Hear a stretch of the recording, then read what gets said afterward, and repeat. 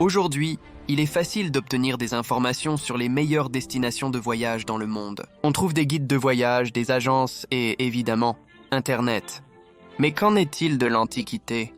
Quels étaient les sites et destinations incontournables pour les voyageurs dans l'Ancien Monde et où étaient-ils situés ? La réponse à la première partie de cette question est simple. Nous parlons des 7 merveilles du monde antique. Quant à la deuxième partie, nous laisserons Alexandre le Grand être notre guide. Malgré un règne de seulement 13 ans, Alexandre le Grand a réussi à construire un vaste empire s'étendant des rivages de la Méditerranée jusqu'à la rivière Indus. Ces conquêtes ont permis aux voyageurs grecs anciens d'accéder aux terres et civilisations perses, babyloniennes et égyptiennes. Alors que ces voyageurs curieux commençaient à explorer, ils étaient captivés par la grandeur et l'innovation des structures qu'ils rencontraient. Alors qu'ont-ils fait ?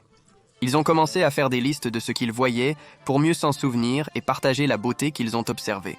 Ils ne savaient pas que leurs expériences et souvenirs impressionnants jetteraient les bases de la célèbre liste des 7 merveilles du monde antique, une version ancienne des guides modernes. Bien sûr, la consolidation de cette liste a pris du temps.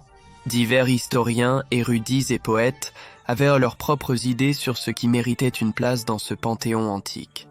Finalement, cette liste illustre a été réduite à 7 structures extraordinaires. La grande pyramide de Gizeh, le phare d'Alexandrie, les jardins suspendus de Babylone, le colosse de Rhodes, le mausolée d'Halicarnasse, le temple d'Artémis à Éphèse et la statue de Zeus à Olympie. Ces merveilles peuvent différer en taille et en objectif, mais chacune représente un sommet de la réalisation humaine en architecture et en ingénierie de l'époque, ainsi qu'un témoignage de l'ingéniosité pure et du dur labeur dont les humains sont capables.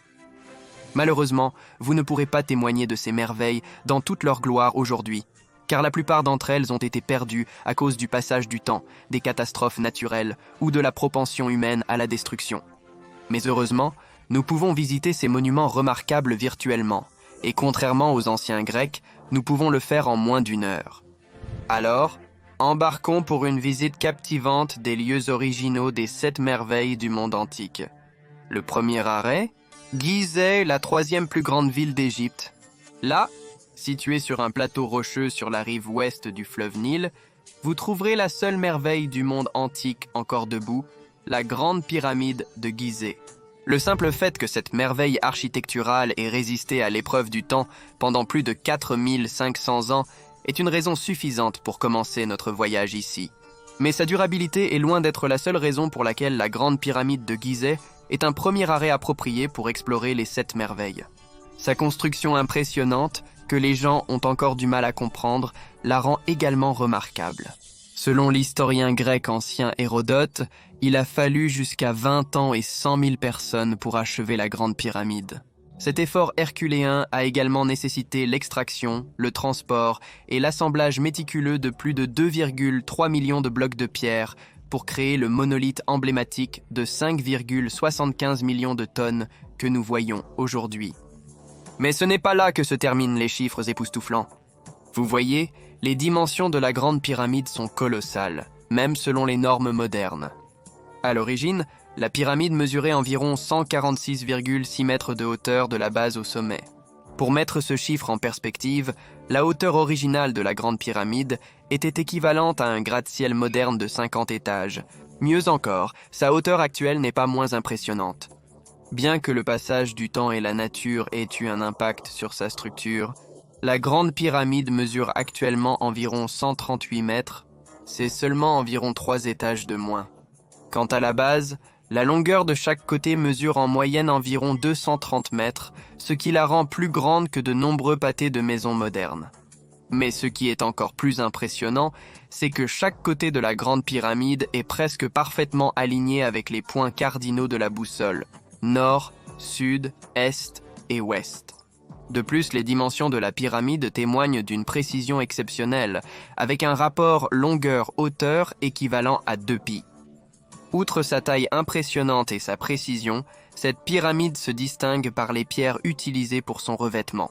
Ce revêtement était composé de calcaire blanc provenant de Tyra, la principale carrière de calcaire de l'Égypte ancienne, située à mi-chemin entre le Caire moderne et Elwan, à environ 10 km au sud-est du plateau de Gizeh. Le revêtement en calcaire blanc donnait à la grande pyramide une apparence unique et un éclat brillant visible à des kilomètres à la ronde. En raison de la taille et de la luminosité de cette pyramide, certains pensaient même qu'elle pouvait être vue depuis la Lune.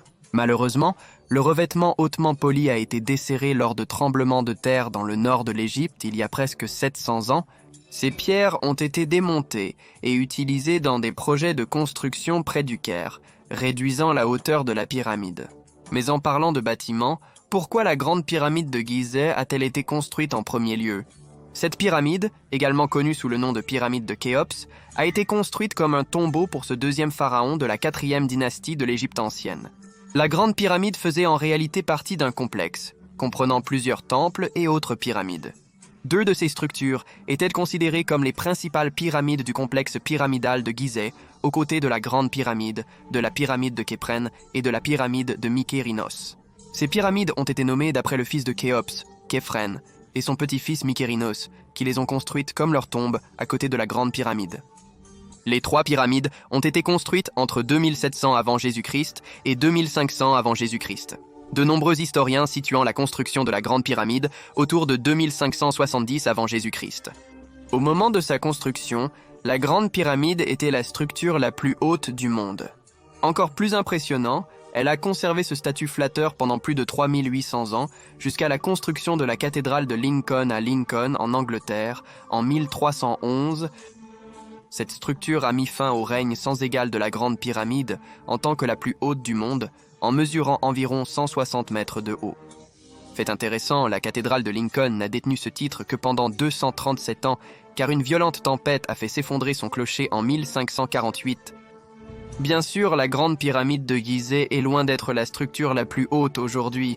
Cet honneur appartient maintenant à un bâtiment presque 6 fois sa hauteur, le Burj Khalifa de 218,8 mètres de haut à Dubaï, aux Émirats arabes unis. Cependant, en tant que seule merveille du monde antique encore debout, la Grande Pyramide reste sans égale en termes de signification historique et d'impact culturel, sans parler des mystères qui continuent d'entourer sa construction. Aussi tentant que soit de continuer à réfléchir aux mystères de la Grande Pyramide et à admirer ses merveilles architecturales, il est temps pour notre visite virtuelle de passer à l'étape suivante. Mais croyez-le ou non, nous ne quittons toujours pas le pays. C'est vrai, la prochaine merveille à notre agenda est également située en Égypte. Le deuxième arrêt de notre merveilleux voyage nous emmène au nord de Gizeh, près d'Alexandrie, une ville portuaire méditerranéenne à l'extrémité ouest du delta du Nil. Notre emplacement exact est la petite île de Pharos, où se dressait autrefois fièrement la prochaine merveille du monde antique, le phare d'Alexandrie. Si vous vous demandez exactement quelle était sa hauteur, la réponse est environ 116 mètres. Pour vous aider à visualiser à quel point c'est grand, la statue de la Liberté entière mesure environ 93 mètres de haut du sol jusqu'à la pointe de la torche. Ce phare légendaire, peut-être le plus célèbre de l'histoire, a été achevé entre 284 et 246 avant Jésus-Christ pendant le règne de Ptolémée II Philadelphe. Cependant, c'est son père, Ptolémée Ier Soter, qui a commandé la construction du phare peu après s'être déclaré roi en 305 avant Jésus-Christ. Le but de ce phare n'était pas une surprise. Il servait de repère de navigation pour les navires entrant dans le port animé d'Alexandrie. Cependant, c'est le design du phare qui le rendait vraiment remarquable. Il a été construit en 3 étapes distinctes, toutes inclinées vers l'intérieur. La première étape était la base carrée en pierre, de 98 par 30 mètres. La deuxième étape était une section octogonale, et la troisième une section circulaire. Selon certains récits, la section supérieure abritait une statue de 4,9 mètres soit d'Alexandre le Grand, soit de Ptolémée II. Bien que cette statue ait pu être là ou non, un objet était certainement là. Un énorme miroir courbé. Ce miroir servait à réfléchir la lumière solaire en journée. La légende raconte que la lumière du soleil concentrée par le miroir pouvait être utilisée pour détruire les navires ennemis, enflammant leurs voiles ou leurs structures en bois. Il n'est donc pas étonnant qu'on dise aussi que cette lumière intense pouvait être vue jusqu'à 35 miles de distance. Et la nuit, un feu était allumé pour orienter les voyageurs. Le bois utilisé pour le feu était transporté en haut à l'aide d'une rampe et d'un monte-plat à l'intérieur du phare. Cette conception ingénieuse a été initialement attribuée à Sostratos de Cnidus, un architecte et ingénieur grec, mais cette affirmation a été plus tard contestée. Bien que la véritable identité de l'architecte reste incertaine, une chose est sûre, ils ont créé un chef-d'œuvre technique qui allait inspirer tous les designs de phares ultérieurs pendant des siècles. Tout d'abord, le phare d'Alexandrie a encore tenu pendant de nombreux siècles. Avec environ 1600 ans, ce phare est la troisième merveille du monde antique, qui a duré le plus longtemps. Cela dit, qu'est-ce qui a conduit à la chute de ce magnifique phare ? Tout comme pour l'enveloppe des grandes pyramides, la réponse est simple. Les tremblements de terre. On pense que jusqu'à 22 tremblements de terre ont contribué à la destruction progressive du phare d'Alexandrie. Cependant, les plus dévastateurs ont eu lieu en 956 303 et 1323, après J.C., après J.C. En 1480, le phare avait complètement disparu. Ces ruines, des morceaux de blocs de marbre, ont été utilisés pour construire la citadelle de Keipé, une forteresse défensive à l'extrémité ouest d'Alexandrie. Mais si le phare n'existait plus en 1480, comment savons-nous non seulement de sa construction, mais aussi de son design ? Grâce aux anciennes pièces de monnaie, des images du phare d'Alexandrie peuvent être trouvées sur des pièces de bronze datant de 133 après Jésus-Christ, donnant une certaine indication de son impact sur le monde entier. En fait, l'impact du phare d'Alexandrie était si profond que de nombreuses langues ont adopté le nom de l'île sur laquelle il se trouvait, Pharos, comme racine du mot phare. Prenons le français, par exemple. Dans cette langue, le mot pour phare est, et je m'excuse auprès des locuteurs natifs français si je massacre cela, phare. Pour notre prochain arrêt, nous devrons voyager dans la direction opposée, vers l'est. Nous sommes dans la ville actuelle d'Al-Hila en Irak. Ici, près du fleuve Euphrate, se trouvait sans doute la merveille la plus intrigante du monde ancien, les jardins suspendus de Babylone. Qu'est-ce qui rend cette merveille si intrigante ? Est-ce sa beauté sans égale ? Ou peut-être est-ce le système d'irrigation incroyable ? Pas tout à fait. C'est le fait que les jardins suspendus de Babylone n'ont peut-être jamais existé du tout. Il n'y a presque aucune preuve directe ou archéologique pour confirmer définitivement leur existence. Par exemple, aucun des principaux historiens babyloniens ou grecs ne les a mentionnés dans leurs écrits. Alors, comment a-t-il fait la liste ? Ces mêmes écrivains, comme Diodore de Sicile, les décrivent si vivement qu'il est difficile de rejeter totalement l'existence d'une telle merveille. Alors, à quoi disait-il que ces jardins ressemblaient ? Ils décrivent des fleurs en fleurs, des fruits luxuriants, des terrasses majestueuses, une verdure en cascade, des chutes d'eau impressionnantes. Ce n'étaient là que quelques-uns des éléments enchanteurs qui ornaient soi-disant les jardins suspendus de Babylone. Ces jardins étaient plantés à une hauteur de 22,9 mètres au-dessus du niveau du sol, créant une oasis verticale époustouflante. Mais quel était le but des jardins suspendus de Babylone ? Bien que le but des deux premières merveilles dont nous avons discuté, la grande pyramide de Gizeh et le phare d'Alexandrie, était purement pratique, cette fois l'ancienne merveille prend une dimension plus symbolique, ou mieux encore, romantique. Vous voyez, ces jardins auraient été construits par Nebuchadnezzar II, le roi au plus long règne de la dynastie babylonienne, pour sa femme Amidus, qui était originaire de Médie, une région dans la partie nord-ouest de l'Iran moderne, remplie de collines verdoyantes et de paysages luxuriants. En comparaison, les environs arides de Babylone, situés au milieu du désert, étaient nettement moins attrayants pour elle, pour ne pas dire le moins. Pour remédier à cela, Nebuchadnezzar aurait commandé les jardins suspendus, une spectaculaire démonstration de la beauté de la nature au cœur de Babylone. Mieux encore, ces jardins contenaient également des arbres et des plantes d'Amidus, lointaine patrie pour qu'elle se sente chez elle à Babylone. Mais aussi romantique que cela puisse paraître, cela soulève également une question sur l'existence des jardins suspendus de Babylone. Si Babylone était si aride, comment les jardins suspendus pouvaient-ils soutenir une végétation aussi luxuriante ?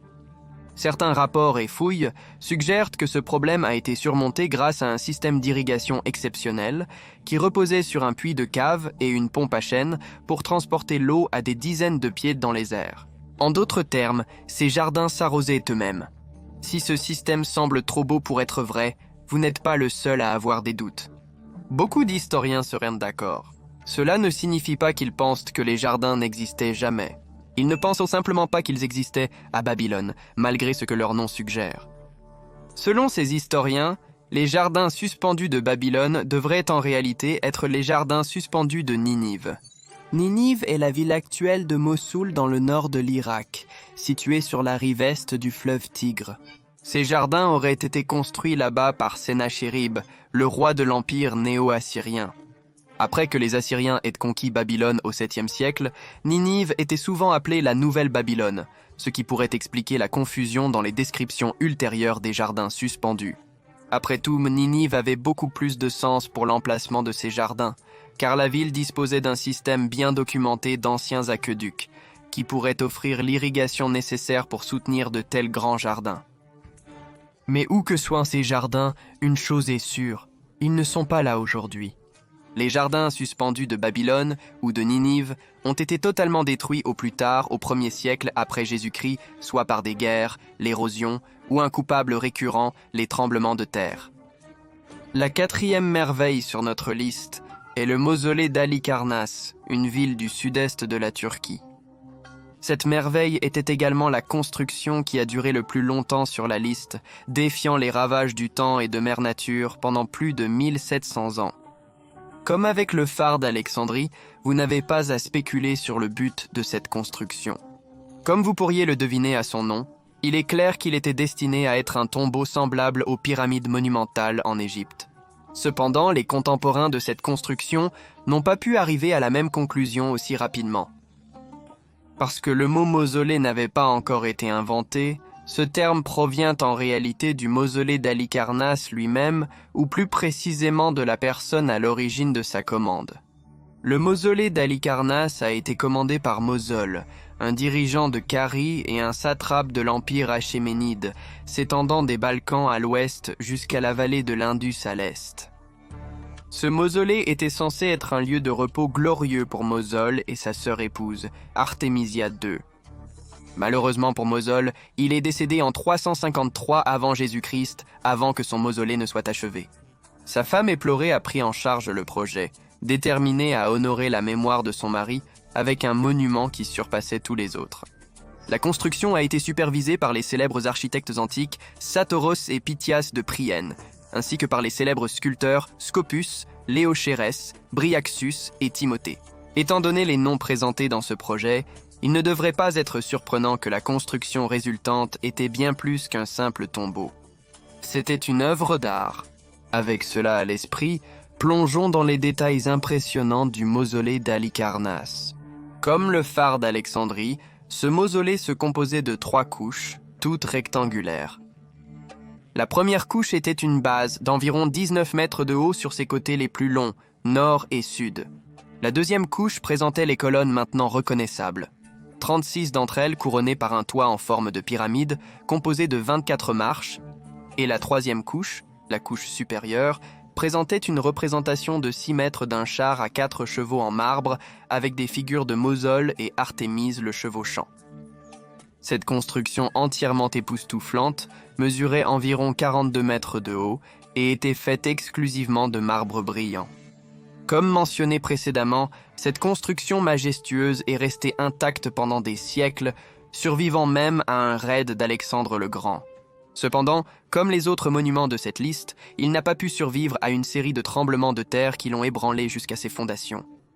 Un tremblement de terre du XIIIe siècle a détruit la majeure partie du mausolée d'Halikarnasse, tandis qu'un autre du XVe siècle l'a réduit en cendres. Cela signifie également que le mausolée était le dernier survivant des 6 merveilles du monde détruites. Aujourd'hui, des morceaux de cette structure autrefois grandiose peuvent être trouvés au British Museum de Londres. Le British Museum abrite également des fragments de notre prochaine merveille du monde antique, le temple d'Artémis à Éphèse. Pour visiter cette merveille, nous resterons en Turquie actuelle, nous rendant à Éphèse, une ancienne ville portuaire grecque située à environ 2 miles au sud-ouest de Selçuk moderne, dans la province d'Izmir.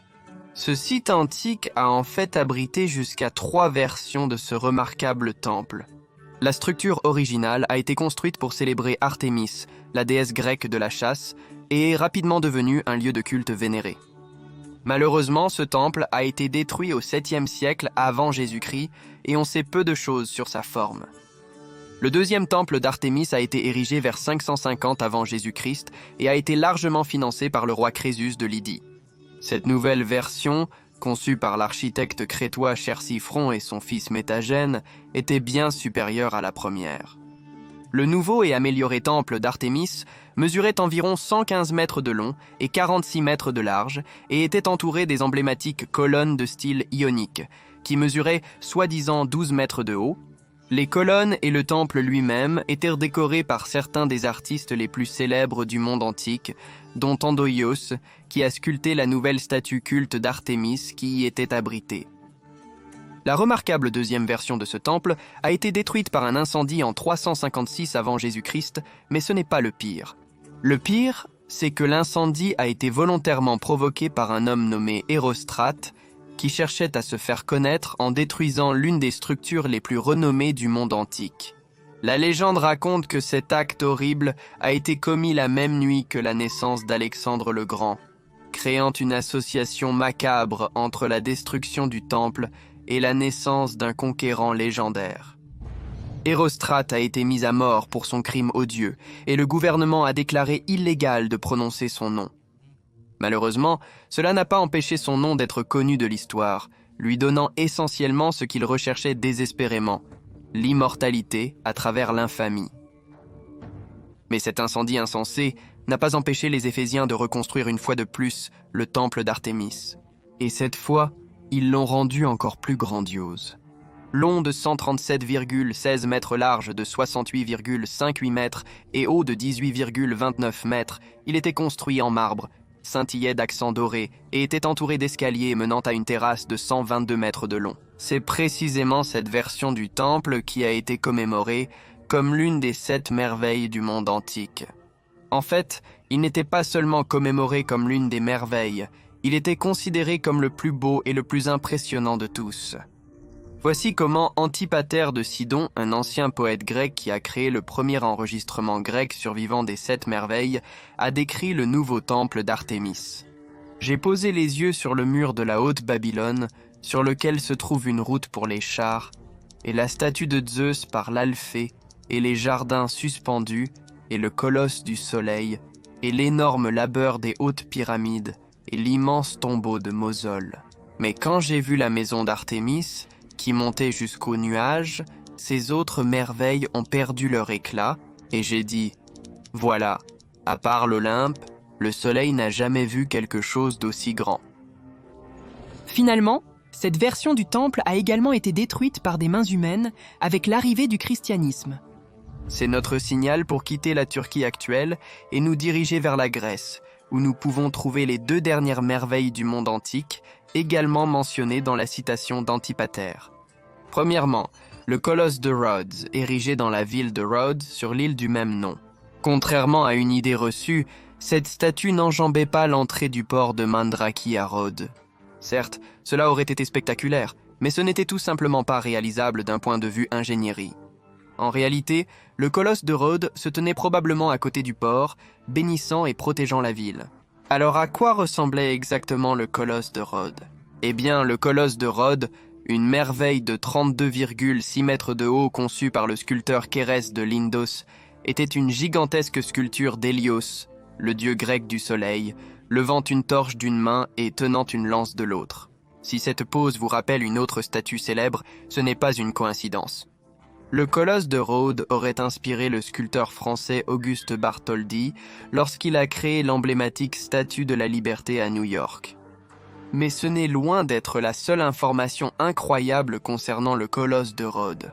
Selon les légendes, le colosse de Rhodes a été financé par les Rhodiens eux-mêmes après avoir vendu des outils et des équipements laissés derrière eux lors d'un siège macédonien au IVe siècle avant Jésus-Christ. En fait, la statue aurait été construite pour célébrer la défense réussie de la ville contre le siège mené par Démétrius Poliorcète. Le colosse a été construit en bronze, mais a été renforcé avec du fer et alourdi avec des pierres. Malheureusement, comme nous le savons maintenant, cela n'a pas suffi à maintenir cette statue colossale debout. La statue, qui a pris 12 ans à construire, n'a été là que pendant environ 50 ans de 282 avant Jésus-Christ à 224 avant Jésus-Christ lorsqu'elle a été détruite par un tremblement de terre. Mais même après s'être brisée aux genoux et être tombée sur l'île, les restes de la statue sont restés une attraction très populaire pendant plus de 800 ans. Après sa chute, les ruines ont été laissées en place jusqu'en 654 après Jésus-Christ, lorsque les Arabes ont envahi Rhodes et transporté les morceaux de bronze brisés jusqu'à la ville d'Edessa, l'actuelle Shanlurfa. Selon la légende, il aurait fallu jusqu'à 900 chameaux pour ce faire. Parlez d'un colosse! C'est aussi comment vous pouvez décrire la dernière merveille du monde antique sur notre liste. La statue de Zeus à Olympie, le site des anciens Jeux olympiques. Certes, avec environ 12,2 mètres, cette statue était loin de l'immense hauteur du colosse de Rhodes. Cependant, elle a réussi à être tout aussi impressionnante. Après tout, le dieu légendaire Zeus, père de tous les dieux, ne méritait rien de moins qu'un chef-d'œuvre pour honorer sa présence divine. Cette merveille a été construite en 430 avant Jésus-Christ par le sculpteur le plus renommé de cette époque, Phidias, également connu sous le nom de Phidias. La statue a été sculptée dans de l'ivoire et incrustée d'or et de pierres précieuses. Elle représentait Zeus assis sur un trône en cèdre, tenant dans une main une statue grandeur nature de Nike, la déesse de la victoire, et dans l'autre un sceptre surmonté d'un aigle. On disait que la statue de Zeus remplissait toute la largeur d'une allée du temple de Zeus, la tête de Zeus touchant presque le plafond. Les gens plaisantaient, même en disant que Zeus ne pouvait pas se lever sans se cogner la tête. La légende raconte que cela ne dérangeait pas Zeus, qui frappa le temple de la foudre en signe d'approbation peu de temps après que Phidias l'ait achevé. Malheureusement, Zeus n'a apparemment pas pu sauver sa statue de la destruction. Il existe 2 récits contradictoires concernant le sort de la statue de Zeus.